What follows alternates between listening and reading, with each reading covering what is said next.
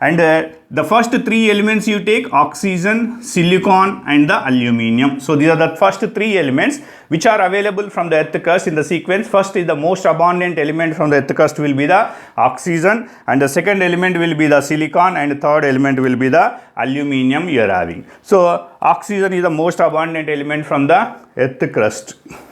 Then oxygen is the second most abundant element from the air.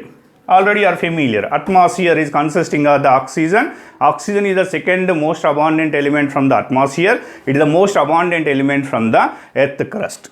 Then the nitrogen I will take. Nitrogen is the most abundant, first position, most abundant element from the atmosphere.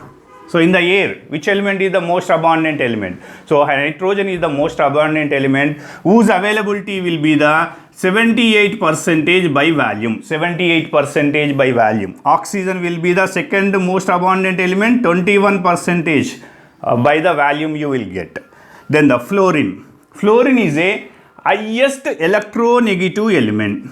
So already you are familiar. Electronegativity. Total elements you take. I am pronouncing highest. Highest electronegative element will be the fluorine. Chlorine. Highest electron affinity element. Highest electron affinity element will be the chlorine. Once again, so oxygen is the most abundant element from the earth crust. It is the most abundant second element from the atmosphere. Availability will be the 21%. Nitrogen. It is the most abundant element from the atmosphere. Availability will be the 78% by volume. Fluorine is a highest, I am pronouncing every time, highest electronegative element.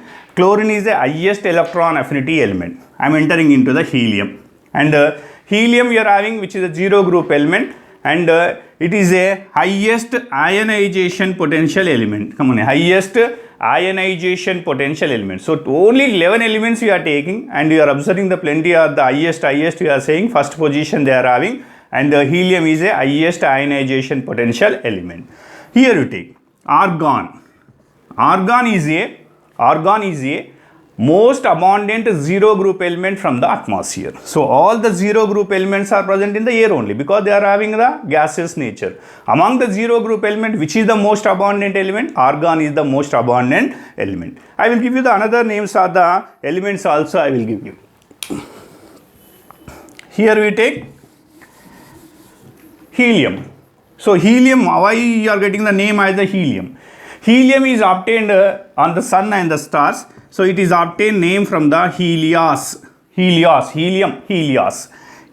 means the sun.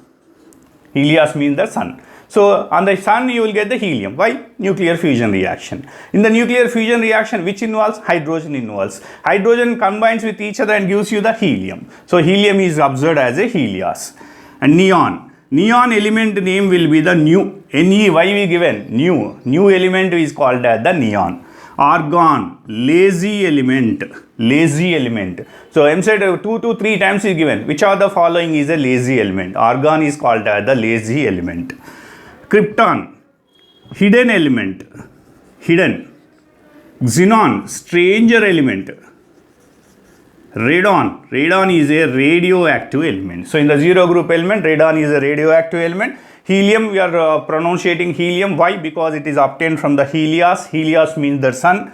Neon means that nothing but it is obtained from the new. Neon means new. Argon means that lazy. Lazy element is nothing but argon, which is the most abundant element in the zero group element in the atmosphere. Krypton, hidden element. Xenon, stranger element. And radon will be the radioactive elements. Now let us take.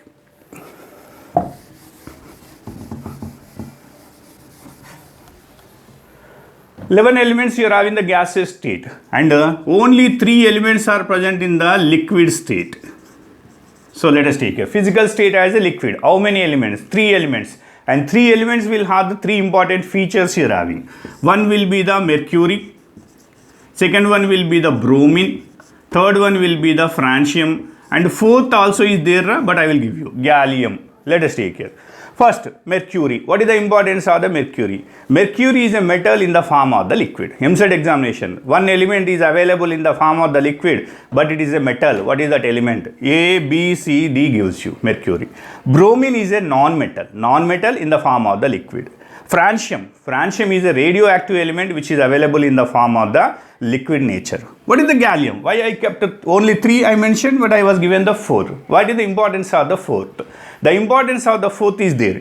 Gallium during the summer only, during the summer, it is available in the form of the liquid.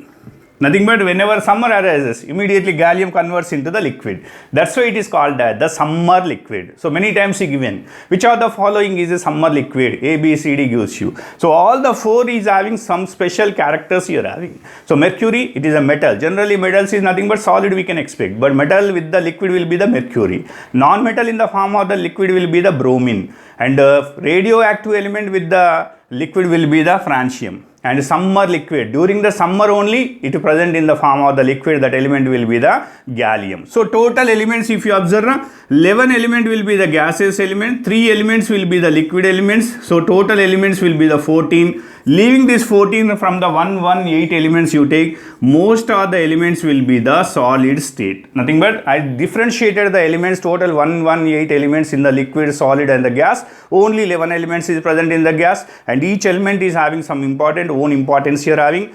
3 elements only present in the liquid, they are having some importance, and remaining all the elements will be the solid nature you are having. Thank you.